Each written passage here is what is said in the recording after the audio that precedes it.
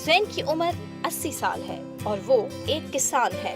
50 साल कबल इसने चीनी अवाम को कहत साली से निकालने के लिए हाइब्रिड गंदम बनाने का तहैया किया था। 我对这农业上头比较感兴趣， मैं अच्छी मियार की 立 गंदम 志吧 उगाने और मुल्की ज़राअत में अपना हिस्सा 在 डालने 农 के 业 लिए 上来做 पुरअज़्म 点 था। 贡献，所以我的立志在项目上能不能这个。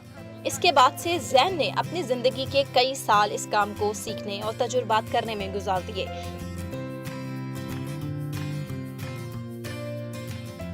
दो 2000 में जैन अपने मकसद में कामयाब हुआ।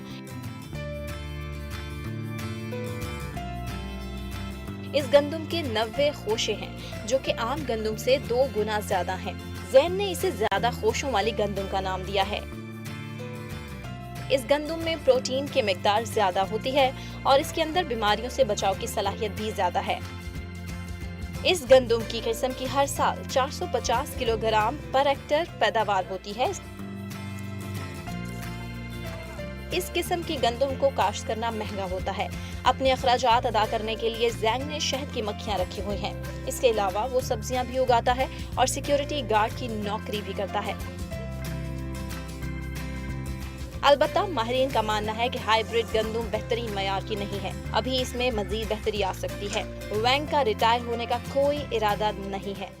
हम अच्छे मियार की गंदम तभी पैदा कर सकते हैं जब हम नए तरीकों को अपनाएंगे। 好的新型品种，生命不歇。 मैं सारी जिंदगी साइंसी रिसर्च जारी 下来 रखूंगा।就标这就对到那边，那我也不能定日。